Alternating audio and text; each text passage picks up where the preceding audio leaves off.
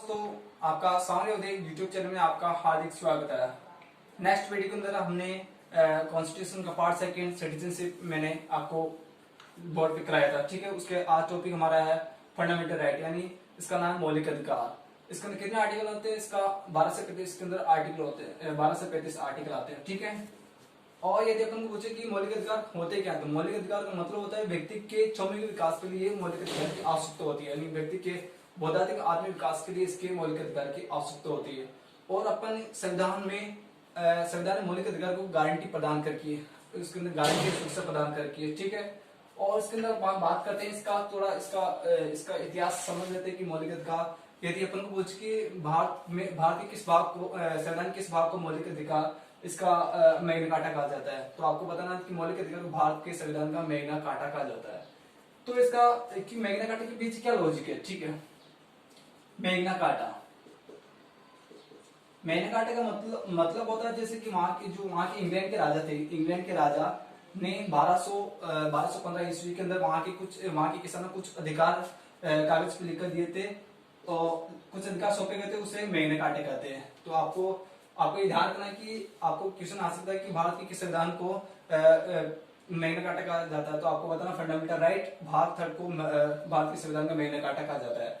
तो इसका ब्रीफ यानी संक्षिप्त में इतिहास देख लेते हैं कि इंडिया के अंदर क्या स्थिति थी। तो अपन को बात याद होना चाहिए कि यदि इसका जो सर्वोत्तम जो मौलिक अधिकार की मांग की थी बाल गंगाधर तिलक ने कब की थी, आपको बता होना चाहिए। जो 1895 विधेयक था उसके अंदर मौलिक अधिकार की मांग की थी 1895। ठीक है, उसके अंदर उसके बाद जो मोतीलाल नेहरू सर ने 1928 में एक कुछ मौलिक अधिकार मांग की थी। उसके बाद बात करते हैं वहां के लास्ट के अंदर बात की थी जो कांग्रेस का कराची अधिवेशन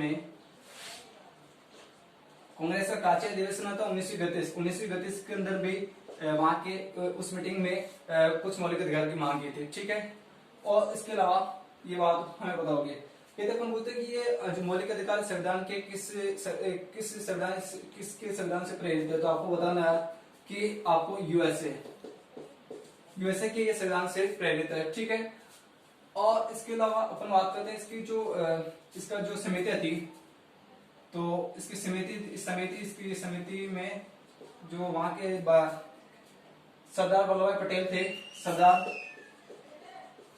वल्लभ भाई पटेल ने जो संविधान के जो मौलिक अधिकार से फंडामेंटल राइट से एक समिति थी, उसकी उप समिति का नाम है जेपी कृपलानी। एक तो समिति जो फंडामेंटल राइट के मौलिक अधिकार से कौन सी समिति थी? सरदार वल्लभ भाई पटेल सर की थी, उनकी एक समिति थी। उसकी उप समिति कौन सी थी? जेपी कृपलानी सर की, उनकी एक समिति थी। ठीक है, फंडामेंटल राइट से संबंधित। यदि आपको पूछे इसकी विशेषता क्या थी, विशेषता मतलब इसकी जो मौलिक अधिकार उसकी जो प्रकृति कैसी, मौलिक अधिकार की प्रकृति नकारात्मक होती है। नकारात्मक मतलब होती है राज्य के विरुद्ध प्राप्त होते हैं। राज्य के विरुद्ध का मतलब जैसे कि अपने जो मौलिक अधिकार का उल्लंघन होता है, उल्लंघन कौन करती है? सरकार करती है। तो सरकार करती है तो सरकार के प्रति यदि हमारे मौलिक अधिकार का उल्लंघन होता है तो हम हाईकोर्ट या सुप्रीम कोर्ट में जा सकते हैं या संरक्षण प्राप्त कर सकते हैं। ठीक है, इसलिए इनकी प्रगति नकारात्मक होती है। ठीक है, आपको ये ध्यान रखना होगा। और इसके अलावा बात करते हैं इसका उद्देश्य क्या है। उद्देश्य का आपको होता है कि राजनीतिक लोकतंत्र प्राप्त करना। ठीक है, और एक इसका ये वाद विरोधी या न्यायोचित है या उल्लंघन होता है। कहने का मतलब यदि अपने फंडामेंटल या मौलिक अधिकार का उल्लंघन होता है तो अपन हाईकोर्ट या सुप्रीम कोर्ट के अंदर अपन संरक्षण प्राप्त कर सकते हैं आपको मौलिक अधिकार से संबंधित। ठीक है, और इसके बात करते हैं इसके जो वर्तमान के अंदर 6 मौलिक अधिकार है। यदि आपको पूछिए मूल संविधान के अंदर या ओरिजिनल कॉन्स्टिट्यूशन के अंदर मौलिक अधिकार कितने थे, आपको बताना है कि मौलिक अधिकार उस टाइम 7 थे। ठीक है, तो उन्हें 7 मौलिक अधिकार थे मूल संविधान के अंदर। और उसके अलावा बात करते हैं अपन कि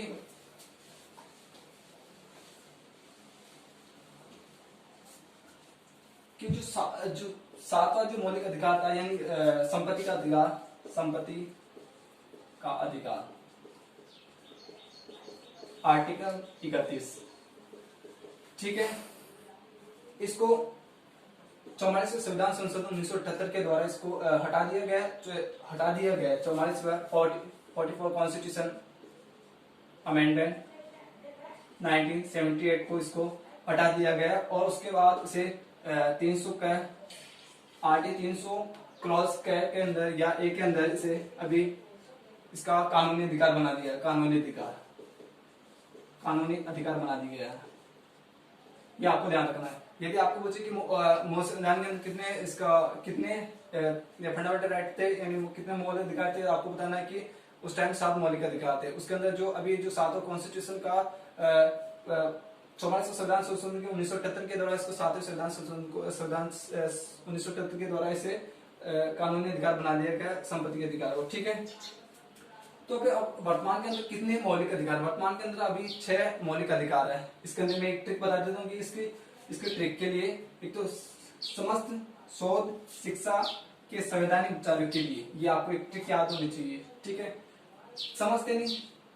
समानता का अधिकार, राइट टू इक्वलिटी, कितने आर्टिकल है इसके अंदर? इसके अंदर है 14 से 18।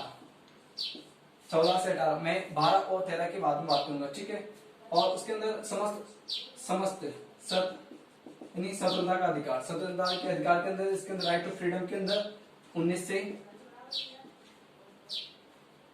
से इसके अंदर है 22 तक। ठीक है, और उसके बाद में शोध का मतलब शोषण के विरुद्ध अधिकार क्या हो गया? शोषण के विरुद्ध अधिकार कितने आर्टिकल इसके अंदर? 23 से 24 तक आर्टिकल, 23 और 24। ठीक है, उसके बाद नेक्स्ट बात करते हैं धय का मतलब धार्मिक स्वतंत्रता का अधिकार, धार्मिक स्वतंत्रता का अधिकार 25 से 28, 25, 26, 27 और 28।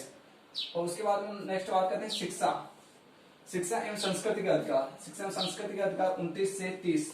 ठीक है, और आर्टिकल और संवैधानिक उपचारों का अधिकार आर्टिकल 32।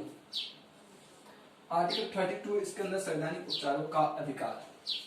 तो आपको एक तो ये ट्रिक याद करना कि समस्त शोध शिक्षा के संवैधानिक उपचार के लिए समस्त यानी समानता का अधिकार, उसके बाद सत्ता का मतलब होता है स्वतंत्रता का अधिकार, और यानी शोषण के विरुद्ध अधिकार, और धय यानी धार्मिक स्वतंत्रता का अधिकार, और शिक्षा यानी शिक्षा और संस्कृति का अधिकार, और एक संवैधानिक उपचार का अधिकार। ये आपको याद होना चाहिए। ठीक है, उसके अंदर हम नेक्स्ट बात करते हैं अभी वर्तमान के अंदर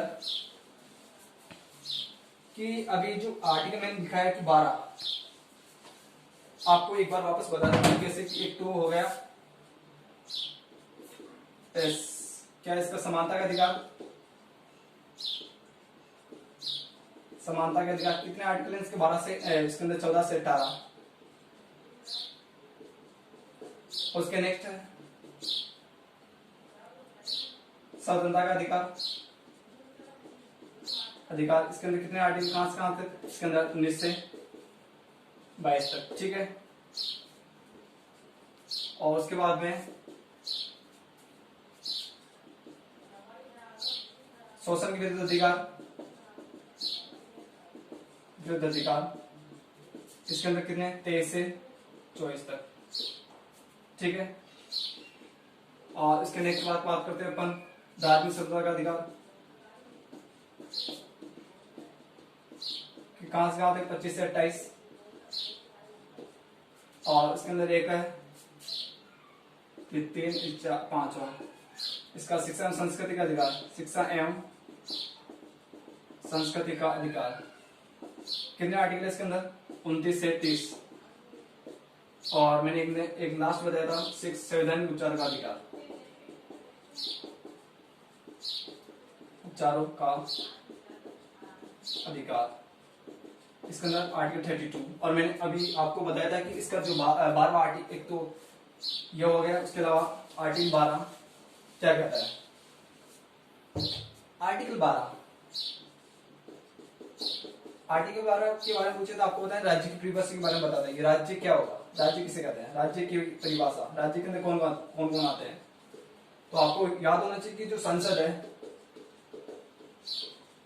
उसके अंदर राज्यसभा, लोकसभा, विधानमंडल वो, और राज्य के अंदर विधानसभा, विधान परिषद, और उसके अलावा जो इसके जो कुछ कंपनी है उसके बारे में ये वो राज्य की परिभाषा के अंदर आते हैं। ठीक है, और मैंने लिखा है आर्टिकल 13। आर्टिकल 13 का मतलब कि ये अल्पीकरण, आपको याद रखना अल्पीकरण का संबंध, इसका कहने का मतलब यदि कोई संस्था है, यदि कोई राज्य अपने अधिकार का उल्लंघन करता है तो अपन हाई कोर्ट या सुप्रीम कोर्ट के अंदर अपने अधिकार की मांग सॉरी यदि अपन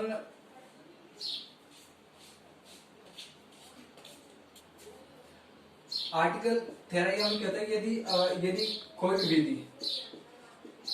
कोई विधि मौलिक अधिकार का उल्लंघन करती है तो वह शून्य मानी जाएगी,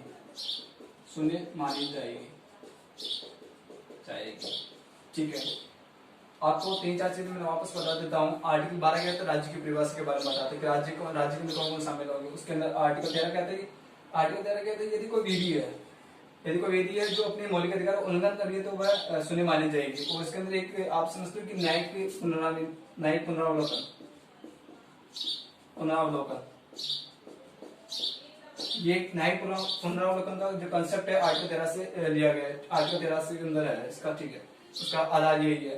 तो न्यायिक पुनरावलोकन का मतलब होता है कि जैसे कोई विधि बना दी और कोई एक्ट बना दिया, उसके जो पुनर्विचार इसके अंदर हाई कोर्ट या सुप्रीम कोर्ट कर सकता है। इसे न्यायिक पुनरावलोकन कहते हैं। तो ठीक, थैंक यू। यदि वीडियो आपको अच्छा लगे लाइक करें, शेयर करें, सब्सक्राइब करें।